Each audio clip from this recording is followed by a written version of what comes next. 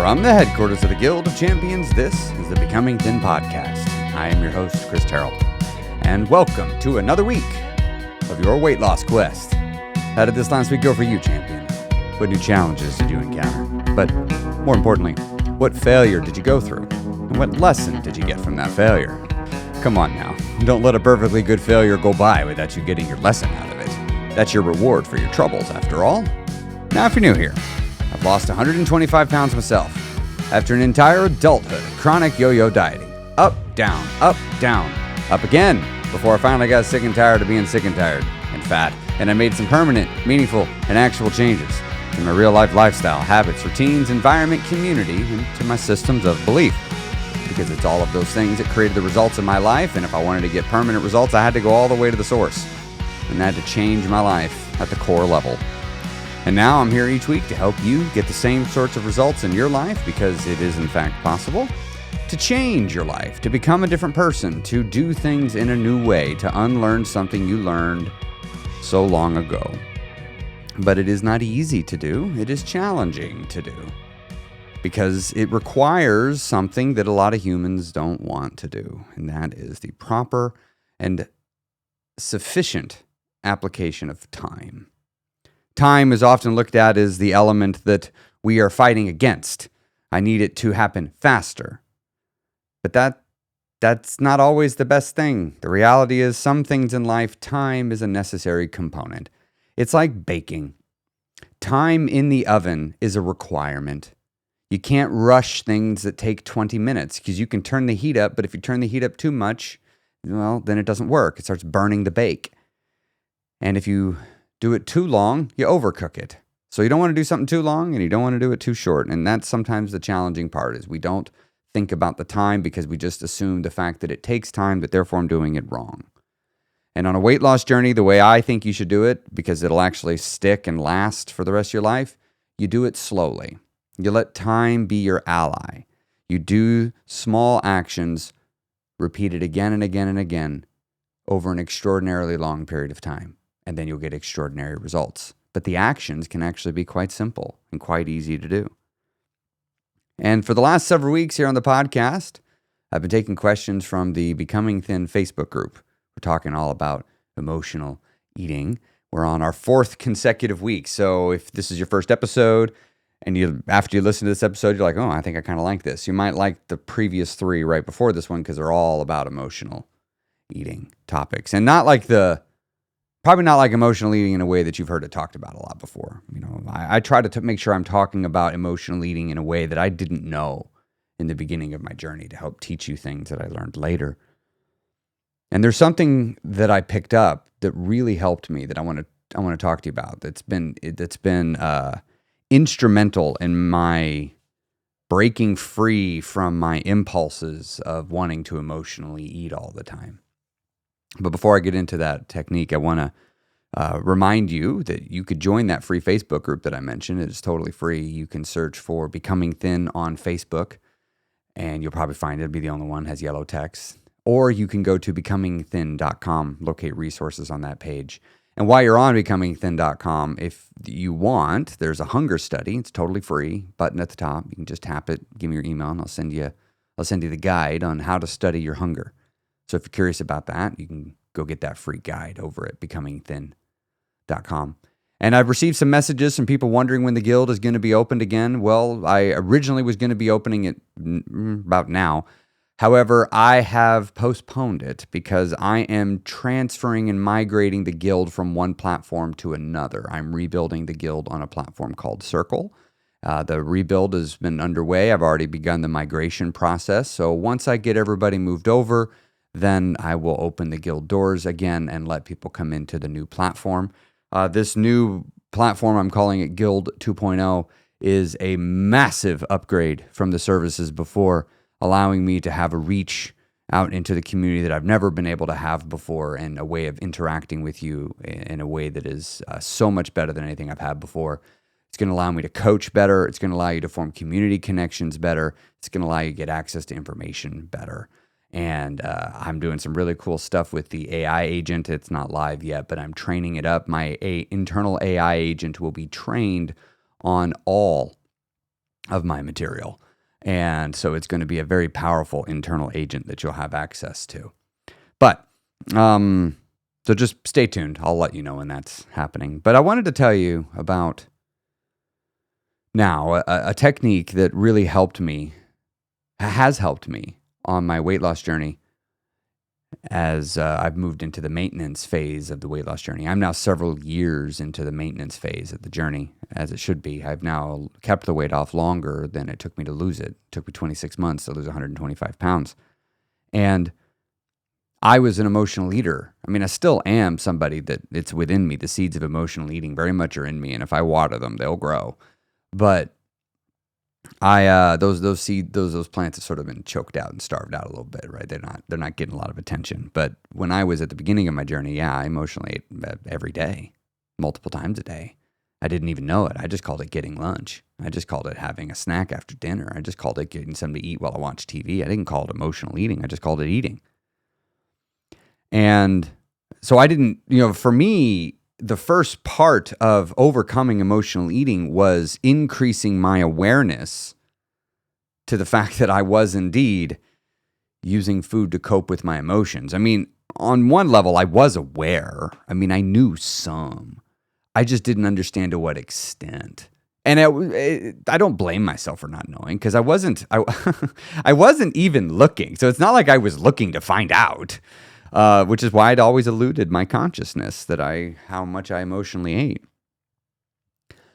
But over the years, I've developed several new coping strategies instead of food to help me, because I also learned that you cannot create a life that is free of challenging and stressful situations.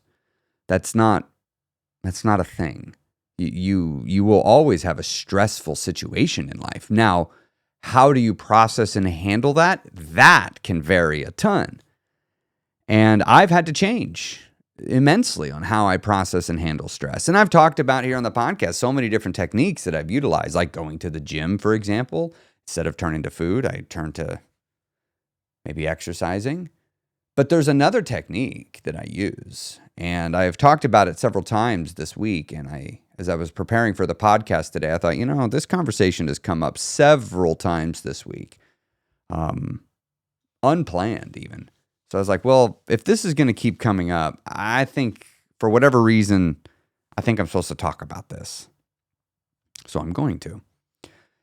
And there is a specific way, a specific method of coping with emotions, and that I had never really utilized before. Well, I just hadn't utilized it on the unpleasant emotion. So I suppose I should add a little point of clarity first. I made a decision in the beginning of my journey to alter how I view emotions and what I believe about emotions.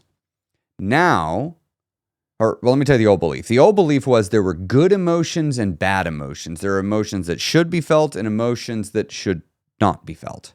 That if I'm feeling them, it would be okay, desirable, and even right to do something to make these painful feelings go away. And so I judged feelings. They had a judgment rendered upon them of good and bad, right, wrong, appropriate, inappropriate, desirable, undesirable. I made a decision to change that from a state of judgment to a state of neutrality, a state of detachment. And I started saying to myself, this is 6 years ago today I was doing this. Like, this is the very beginning of my journey, because my journey began with mindset work. I didn't track calories for 6 months. All right? I started with mindset work. And one of the things I started with was reframing emotions as there are no good emotions, there are no bad emotions, there are just emotions. There are no good emotions, there are no bad emotions, there are just emotions. And all emotions deserve to be expressed and felt. None of them are wrong. None of them are bad, including the very, very painful ones. And then life tested me to test my resolve to see if I actually believed that. And, I came to the realization that I do like feeling all my emotions, even when they're unpleasant, because I discovered emotions are like food. There's an aftertaste, and some emotions are weird. They taste bad when you're eating it, but the aftertaste is quite lovely. And I've realized there's foods like that too. I did that with alcohol. I never really much cared for a lot of alcohol, but I liked the feeling that came, and so I kept doing it. There's a lot of things in life where I didn't enjoy what I was doing, but I liked the aftertaste. But there's a lot of things where I didn't like the aftertaste. So this is so understand, when I discovered this technique I'm about to tell you, I had already in my mind made the shift that there were no good emotions and there are no bad emotions. I had already made that shift. That was already what I believed.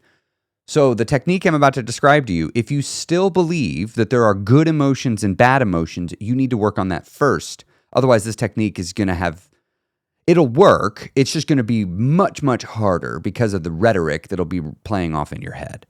And this work could help you do that work simultaneously. So it's not like you have to put it off. Just know that this is a lot easier if you've already put emotions in a state of neutrality. And maybe what you could do is, before you engage in the technique I'm about to describe to you, you could just take a few moments and just center your mind and just say, there's no good emotions, there's no bad emotions, there's no good emotions, there's no bad emotions. All emotions are fine. They deserve to be expressed and felt. That's okay. You could just take a few moments and say that to yourself. And just to kind of get your mind tuned to that for just a moment. And the technique is this. When you're feeling something unpleasant, you don't do anything. That's the technique. You don't do anything. You see, a lot of techniques, we're all looking for something to go and do. I need to do something. I am feeling, in a way, something very unpleasant, even painful, that historically I would have judged as bad and not good. I want to feel good. I feel sad. I don't want to feel sad. I want to feel happy. So I'm going to do something that helps me feel happy because I don't want to feel sad, because I think I shouldn't be feeling sad, right? You hear this. This is the rhetoric playing in the mind. If your mind is saying, well, I shouldn't be feeling sad. This is wrong to be feeling sad. It's bad to feel sad. I should feel happy. It would be wrong to not feel happy. If your mind is saying that, it's going to be hard to just sit in the feeling, to just sit in it, because your brain is telling you you're doing something wrong. It's okay. You're just going to have to listen to that and do nothing about it. Your brain is going to be like, this is terrible. You should go, this food will make you feel better. And you're going to be like, I hear you, brain, but we're not doing anything about it. No, you're doing something terrible by doing this. I don't believe that anymore, brain. Yes, this is terrible, self. We have to choose something. This is wrong to feel this level of sadness. I don't want to feel this sad. This hurts. Feel something else.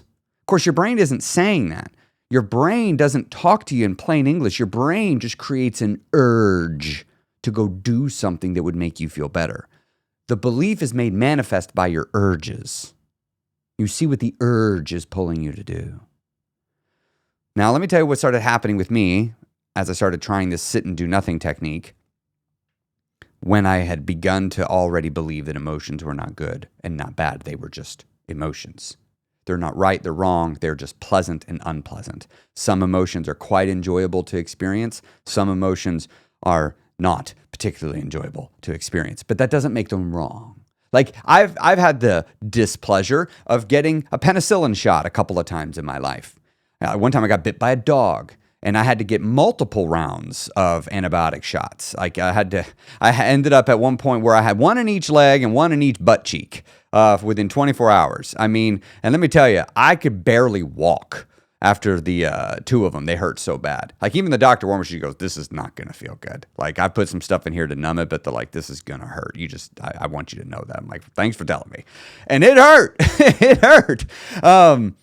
But it wasn't bad because, I had an infected hand from a dog bite. Not getting the shot was going to hurt worse. So something hurting isn't bad. Sometimes healing requires some hurting.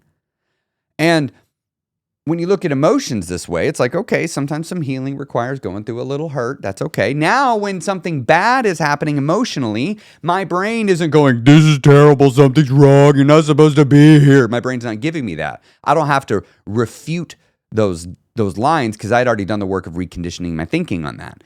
So now when I'm feeling, let's say I'm feeling angry, really angry and mad and hurt and sad and rejected and abandoned. And I'm feeling all of that at once. And I just desperately want to do something about it. I don't want to feel this way. This is so uncomfortable to feel all this simultaneously. Now, one of the techniques I turn to is to sit and do nothing. Just nothing. I don't write. I don't talk. I don't move. I just sit and experience. I don't name it. I don't describe it. I don't put words and labels to it. I just sit and experience. Like when you walk outside and you just feel the wind against your skin and you don't think, "Ooh, that's the wind. That feels nice." You just notice wind. You just notice it. You just feel it without words. And you just allow the expression of the emotion without any psychoanalysis, without any trying to control it through intellectualization of the emotion. And trust me, as an intellectualizer and psychoanalyzer myself, this was hard for me. My natural tendency is to psychoanalyze myself, is to intellectualize my emotions. That's my natural tendency now. I have to remind myself, no, just feel. Just experience. And when I started just noticing the emotion and just like, there you are.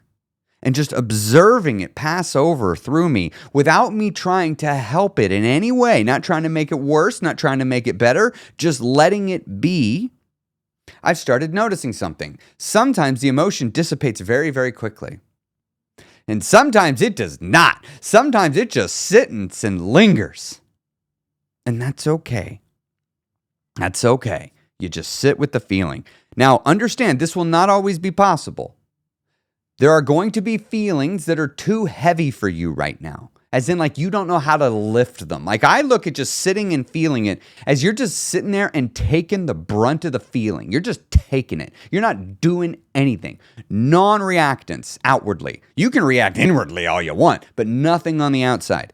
Sometimes you're not going to be able to do that. Now, sometimes that means you might need to be somewhere private where you can cry, as an example. Or maybe you're mad and you need to vocalize your rage. Or maybe you need to externalize it a little bit. That's okay. Sometimes a feeling gets so big and so strong, it now is getting into the realm where it is going to require some sort of outward expression.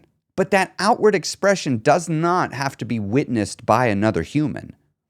Sometimes the best thing is to retreat, pull yourself away, and go express your feelings alone so you can do it without fear of worrying what other people are going to see or think. It's just between you and your feelings. And you don't bring any tools with you. The only tool to bring the emotion down is expression. And you just let yourself express it. It's a powerful tool, but so many of us, we feel some sort of shame that we need to do this. And so what do? I need an excuse. I need to go eat. I need to go do something. Well, no, I do this with my wife. I'll just be like, I need to be by myself for a minute. I'm not in a good place. I need to go take care of myself and then I can come back. Like, I'll just own it. Like, if I'm in a sour mood, sometimes I just got to own it. Like, I am not in a good place to talk right now. Sometimes I'm really sad about something or really anxious about something or grieving. And it's like, hey, I just need a little space right now to process. There's nothing wrong with that. There's nothing wrong with needing a little space. If somebody is giving you grief because you're taking a little space, that's a them problem. That's a red flag problem, as in there's something wrong with this relationship. If a person loves and supports you and you say, for my well-being, I need a little space for me, they should be like, okay, how can I help and support you? That's what they should be doing. That's what's supposed to happen. I'm not saying take all the space away from the people in your life, but it's like, if you need an hour after work to you've had a really bad day, and you need to process your emotions, then you should do that. But the more you do this, the easier it's going to become to do this. And I highly, highly recommend that you do this. All right. I'm going to wrap this up here. We're going to move on and start taking listener questions from the Becoming Thin Facebook group. This is the Becoming Thin podcast, and I'm your host, Chris Terrell.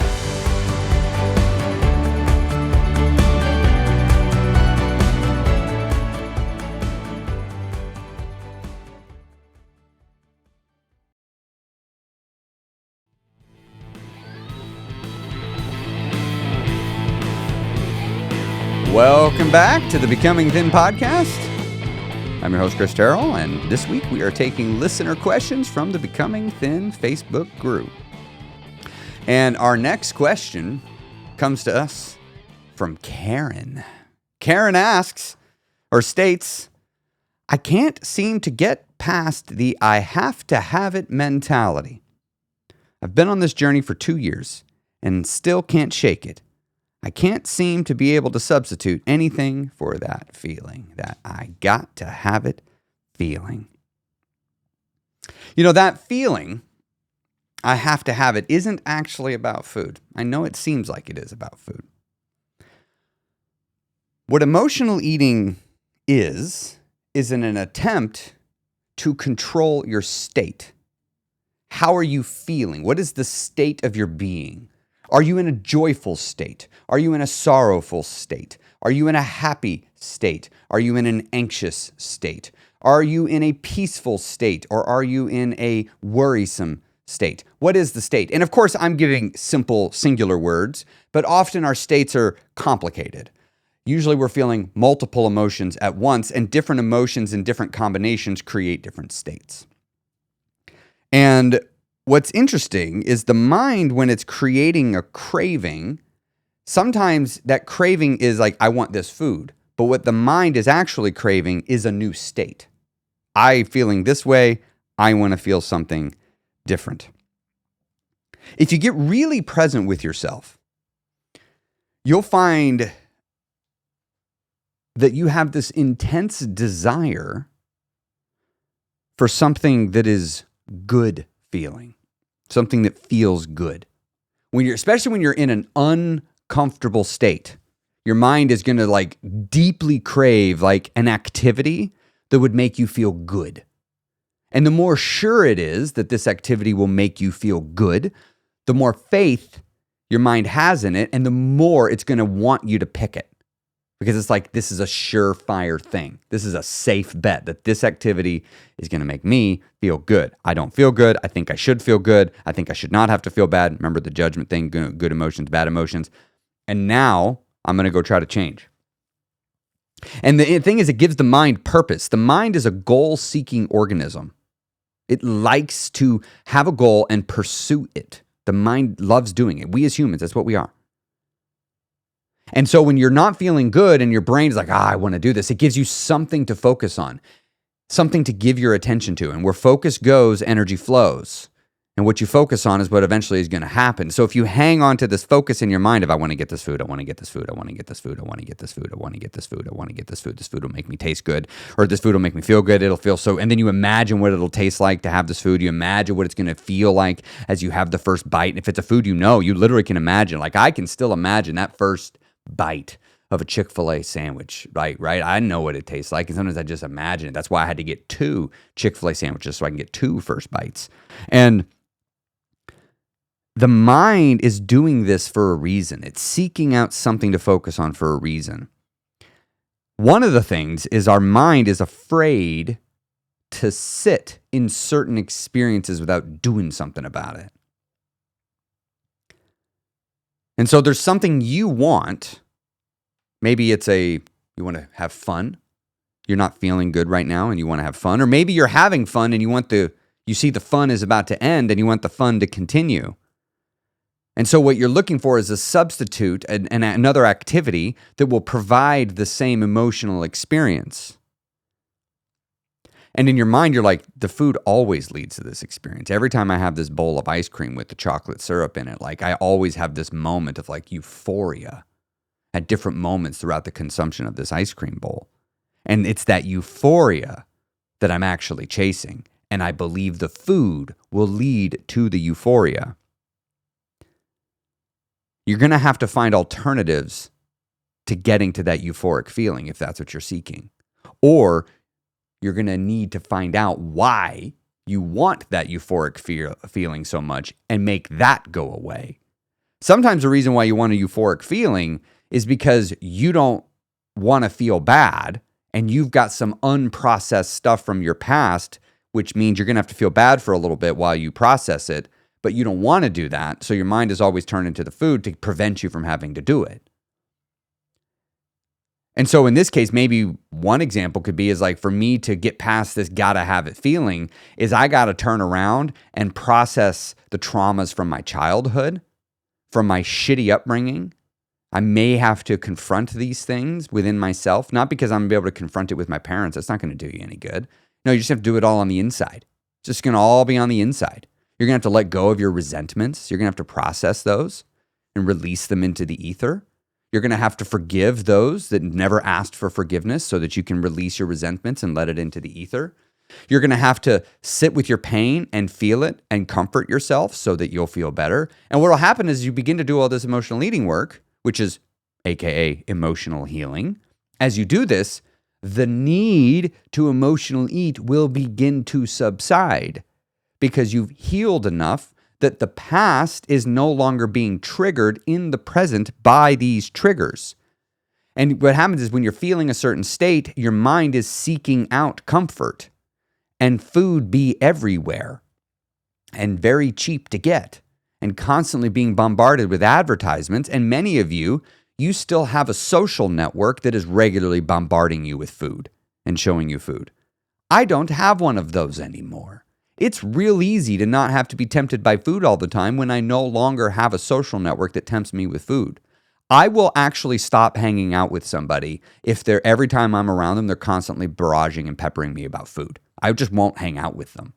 It would be like an alcoholic not wanting to hang out with someone that every time they're around them, all they want to do is talk about drinking. Right? You just got to get away from them. They're just no good for you. They're perfectly fine as a person. It's not a judgment against them as a human. It's just like, you're not good for me, and I have to keep myself away. You do you live your best life, but my best life needs to be over here. And so that euphoric feeling, though, that you're chasing, I know that's like you want to make the stressful thing go away, but sometimes you can't do that, right? Because life just has stressful things. And you're gonna need other ways to get to this good feeling. But you've become dependent probably upon a certain handful of outlets, and those are all you have. You're a one-trick pony. It's like, how do you deal with your emotions? You got 3 things that you go to on repeat, and that's it. Just 3 things. You didn't got anything else. I mean, that doesn't sound like freedom to me. That sounds like prison. I only got 3 choices to pick from, and I usually only pick 1 or 2. That's a prison.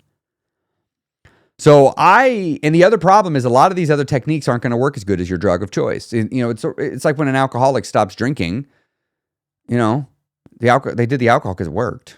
And it didn't matter what their head was. They overpowered their mind through their body. And many of us with food, we're overpowering our mind through our body. Well, a lot of the other techniques are going to mean you don't do that. It's you go and you use your own mind. And so you might have to practice your ability to withstand certain emotions. So what I want you to do is when you're feeling that I have to have it mentality, don't lump all of them as one.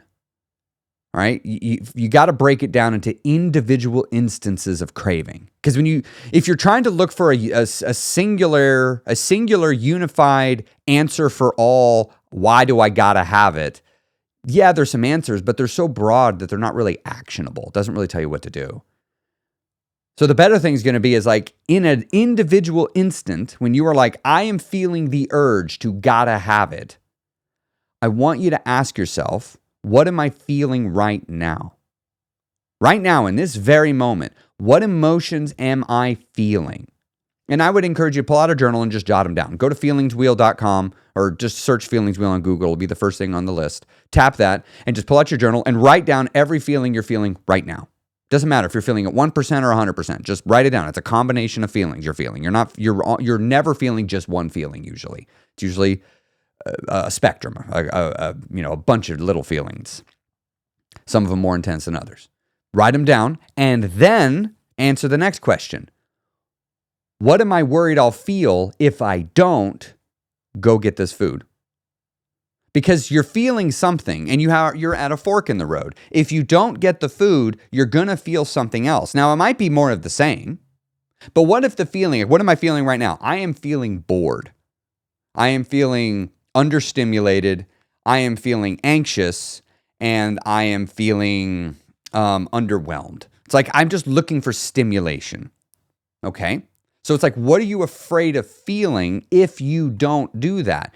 Many of you, when you answer that question, you will reveal to yourself, well, I'm actually afraid of the thoughts in my mind, because when I just sit in stillness, my brain starts wandering back to how terrible my marriage is and all these problems I'm having. And I don't really want to think about these, because then I might have to, I might see that I'm in a bad relationship and I need to get a divorce, and I don't want to do that. Or maybe you're like, I don't want to sit in the stillness, because then my mind will start to go to my mom's in a nursing home, and now and every time I think about that, I get sad, and I'm worried that if I just sit still too long, my brain's just going to be taken over by all those thoughts. So you see, that's the fear, right? So I'm feeling bored. I'm fearful that if I don't do something about this boredom, the boredom is going to be swapped out by these other feelings. And then you answer the third question. What do I hope to feel with the food? Remember, you're not choosing a food, you're choosing a feeling. A case could be made that eating just because I'm hungry is also emotional eating, because hunger is an emotion. It's a feeling. But so one of the feelings whenever you're eating is I'm chasing the feeling of fullness, of satisfied. Okay, perfect. Now, what about I am chasing the feeling of feeling comforted? So I'm feeling sad, rejected, and abandoned. I'm wanting the food because I'm hoping that will comfort me. So what am I actually seeking? I'm seeking comfort. You're going to need to find other ways to provide yourself comfort. But in another instance, you might not be seeking comfort. You might be seeking reassurance, even with food. Reassurance that you're okay, you can do this, right? So you need the food to bring down the emotion so that you can provide yourself that emotion, that reassurance. Again, you're going to have to find another way to provide yourself reassurance, but reassurance and comfort may not be the same thing. You're going to have to develop multiple different alternatives to the food, because the problem is for you, the food is a drug. And so it works so effectively, you can apply it to all sorts of situations. And it's really not helpful when you turn your food into medicine. Never, ever turn your food into medicine like that. Not a very helpful thing. Great question, Karen. Thanks so much for asking that. This is the Becoming Thin podcast, and we'll be back in just a minute with our next question.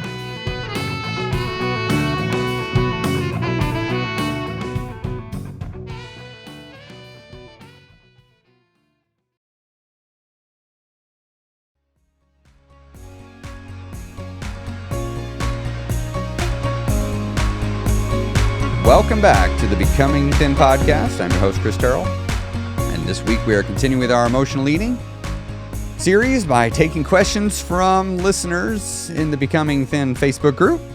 If you'd like to get your question answered, head on over to the Becoming Thin Facebook group by searching for Becoming Thin on Facebook or going to becomingthin.com, and you'll find a resources link there. Our next question comes to us from Elizabeth. Elizabeth says, I lost my mom 11 days ago. I found myself snacking more. How do I stop? Why is boredom eating considered emotional? Isn't boredom the lack of emotion? So first, I want to say I'm sorry to hear about the loss of your mom. I know how confusing of an emotional time it is when that happens, when you lose a parent. No matter the circumstances, it does not matter. If it was a good relationship or a bad relationship, it's complicated. It's intense. You know, when death touches your life, especially with a close loved one, it affects you. So, sorry to hear about that. I'm sure that I remember when my dad died. For weeks and weeks after, I would be in crowded rooms full of people, and I'd look around and everybody's just living their life. And I'm like, but on the inside, I'm dying. On the inside, I'm falling apart. The inside, my whole world is crumbling. My sense of self, my sense of reality is just melting. And I look around and everybody else is just fine. Not a care in the world, not worrying about this at all. And I felt so alone and isolated when I was going through that. And yeah, you know, it's just tough sometimes. It feels very lonely when you lose a loved one. So hang in there. It's okay that this is a challenging time if it is for you. But to answer your specific question, why is boredom eating? Or well, you really had a two-part, I guess. I found myself snacking more. How do I stop? And why is boredom eating considered emotional eating? So remember that boredom eating is an emotion. Boredom is an emotion. It's the emotion of being bored, being uninterested, being understimulated.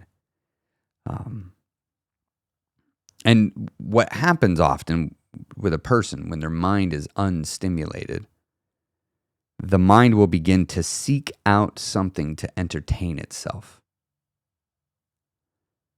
Or it's going to seek out something to do. The mind is not only going to seek out entertainment. Don't get me wrong. It certainly will. But there's other things it'll do.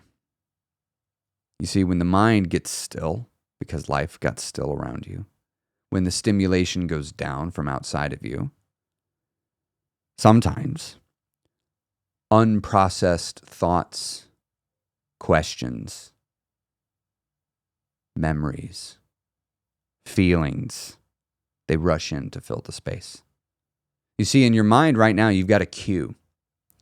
You've got a queue of things that you need to process, waiting for you to devote the time to do it.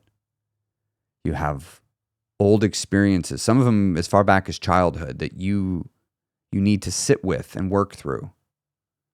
You have emotions that you continually ran away from that have now piled up that need to be expressed. You have stories that need to be told to yourself so that you can decide what it means. You have all sorts of things. And Elizabeth, you lost your mom just recently. You got a lot of thinking that you need to do about this. A lot. And it's going to take a lot of time to go through all of it because you got to do it piece by piece. You're untangling a complicated web of feelings, and you just got to pull one thread at a time. And it is going to take time. Make no mistake about it. And sometimes we don't want to deal with what's going to rush in to take the space for lots of reasons. Maybe it's just not a good time. It's 2:00 in the middle of the workday, and you're about to go into a client meeting. It's like, this is not the time, right? There are legitimate reasons for why you might need to put off a feeling, right? It's like, this isn't the right moment. The problem is, so many of us, we realize we have the ability to put off processing a feeling, so we just keep putting it off. Now's not a good time. I don't want to do this. This is too much right now. I just had a long, stressful day at work. I do not want to come home and then stress out some more with my feelings. That's the last thing I want to do. And then we don't. We distract ourselves all the way until bedtime. And then we wake up the next day, go back to work, and then the feeling comes a knocking on our heart at 2:00, and we're like, nope, feeling, I got to go into a meeting. We can't do this right now. I'll deal with you later. And then after work, the feeling comes a knocking again. You're like, nope, feeling, I have had a long, stressful day. I am not having a stressful night. And then finally get a day off, and about 11:00 a.m. on your day off, that feeling comes a knock, and you're like, nope, I've got a day off today. I'm stressed out at work all the time. I'm stressed because my mom's dead. I am not going to take today and just be sad. And I'm not doing that. I am not going to do that. I need this relaxing me time. I need to feel good. I need this. And so we take it. And we just keep delaying. And every time the mind comes a knocking, hey, we got some stuff to process. We just keep putting it off. We distract. And so what happens is, whenever the boredom is there, the mind starts to go. We feel the unpleasant feelings, and the mind begins to realize every time I'm bored, my mind comes a knocking. Let's just not be bored. So the moment you begin to feel bored, your brain just preempts it because it's looking to be efficient. It's like, all right, every time I get bored, I hear the knock. So as soon as I get bored, let's find something to do. And food is always fun to do. Food, if I have room in my belly, food is always fun to do. always. And I got good food all around me. There's nothing wrong with it. All my friends and family eat food. I'm grieving, don't you know? It's totally okay. No one's going to give me crap about eating food. And so what do? We just keep delaying with eating, keep delaying with eating, keep delaying with eating. And the mind is preempting the unpleasant feeling by triggering a craving for food and the boredom. You're not actually choosing the food, even though it feels like it. What's happening is your subconscious mind is suggesting the food, and you're just saying yes without much critical thought. You're just giving into it because you have this thought in your mind of, I don't want to deal with something. You're running from something. There are feelings that you're running from. And if you only process the feelings you're running from when it's a good time to do it, you'll probably never be done. There are too many feelings to go through, especially after a big life event, which you just went through. I'm so sorry. My heart goes out to you that you went through it, but you got to take care of yourself right now. After my dad died, it became abundantly clear. I have got to take care of me. It is my job. Nobody is coming to take care of me right now. And if I sit around and wait for somebody to take care of me, I'm going to get worse. I need to take care of me. And if somebody happens to show up, they can just help me do it faster. They have to help me help myself. They can't do it for me.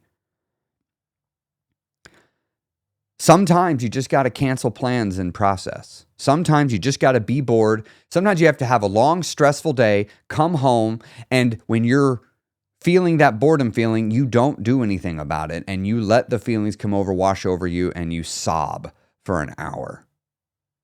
And then you're done, and you'll feel better, and then you'll go about your evening. The processing is unpleasant when you go through it, but the aftertaste of processing is sweet.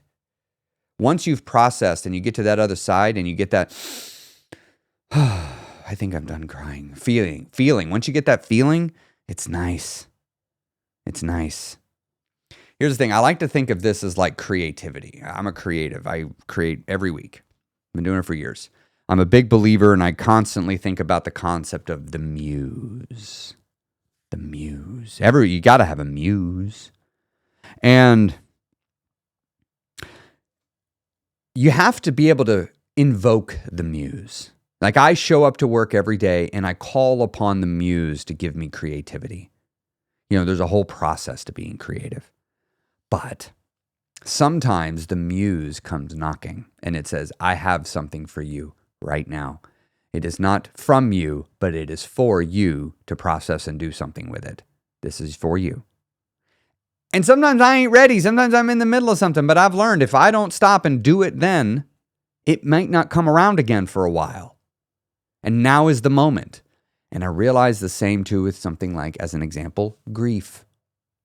You will need to schedule grief. Like when you go to a therapist, that's you scheduling grief. You're like, I'm going to my therapy Wednesday at 6:00. And then you go to your therapy at 6:00. You invoke the grief muse, so to speak, and you let out the built up feeling and you scheduled it and you made time for it. 1 hour a week is not enough. You need way more than that. And you probably can't afford to see a therapist every day. So you're going to need to learn how to do this regularly without a therapist. If all you're doing is emotionally processing a therapy, you're doing therapy wrong. The other thing is sometimes though, the feeling comes knocking and you weren't ready and you had plans. Now, as I said, sometimes you can't change the plans. Like you got a client meeting at 2:00, but sometimes I was supposed to go out with friends. I think I need to cancel. Sometimes you just need to process when you're called by the emotion to answer its call. Great question. I'm glad you answered that. This is the Becoming Thin podcast. We'll be back in just a minute.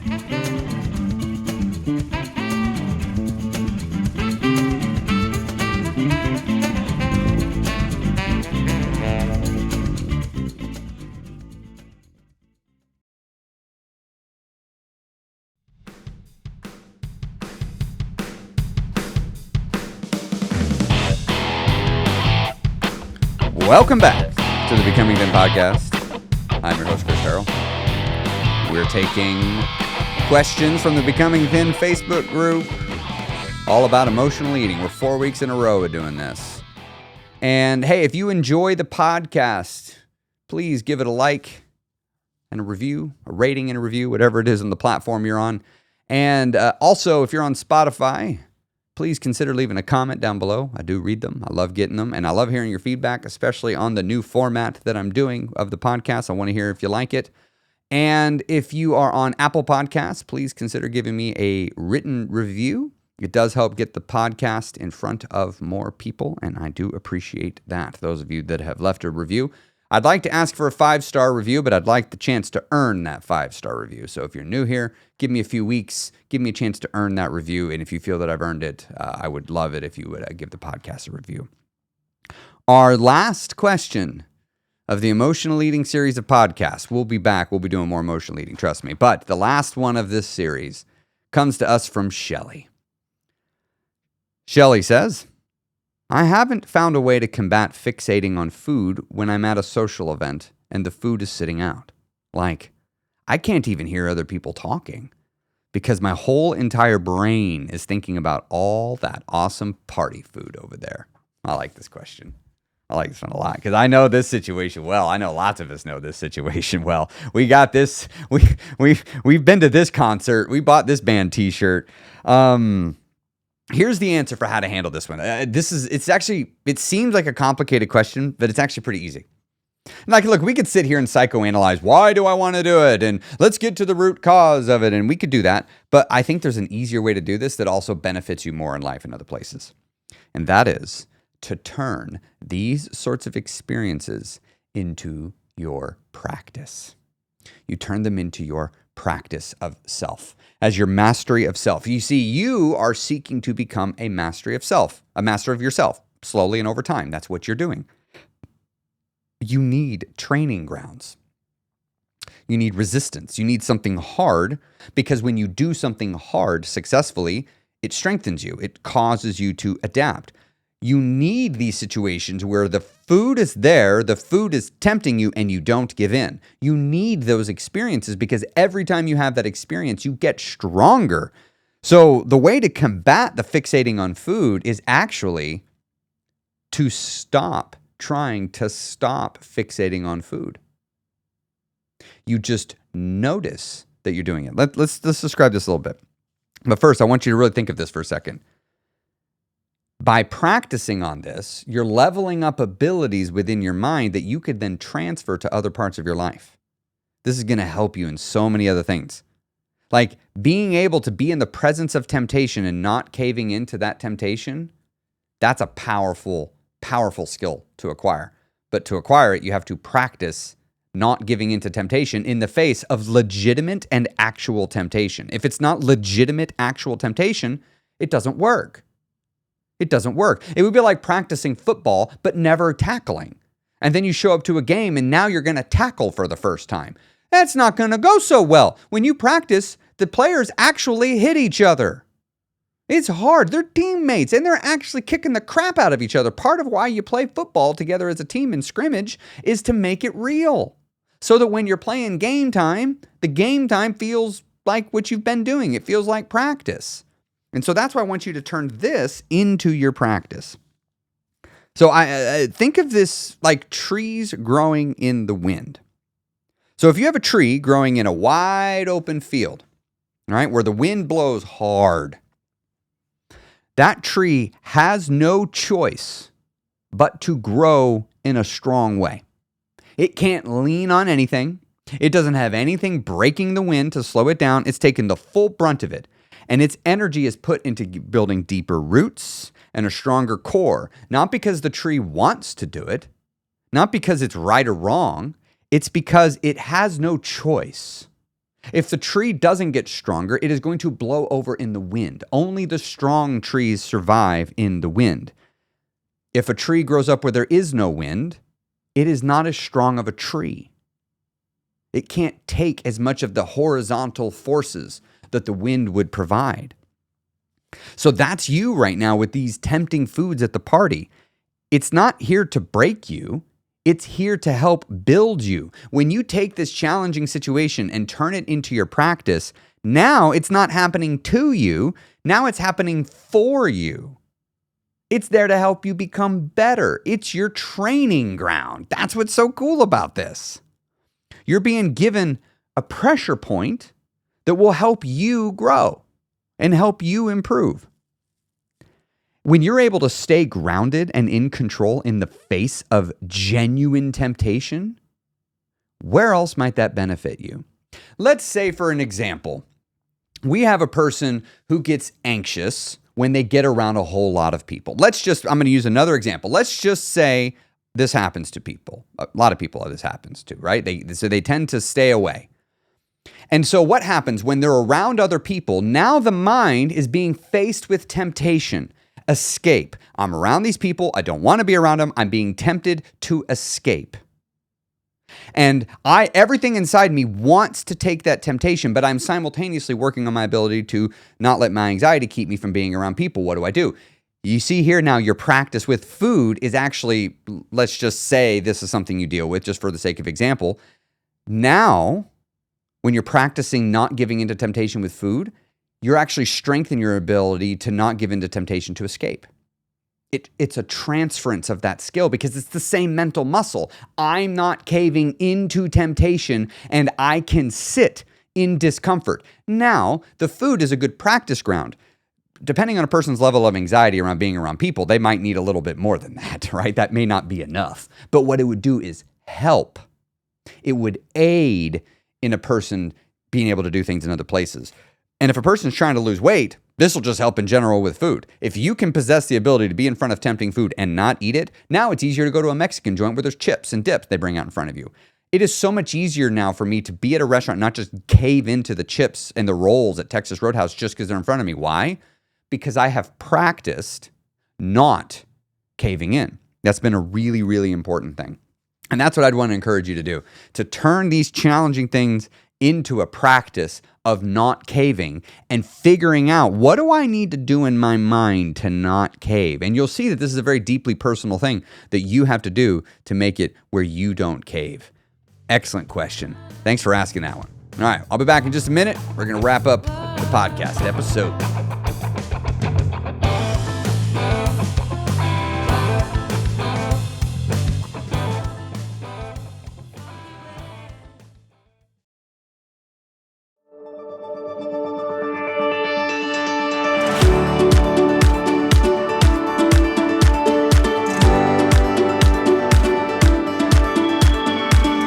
Welcome back to the Becoming Thin podcast. I'm your host, Chris Terrell.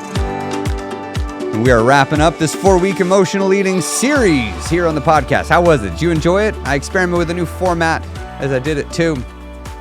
I'd love to hear in the comment section what you thought, or you can head on over to the Becoming Thin Facebook group and tell me a bit more about your experience. You know, emotional eating work is so important to becoming thin for life.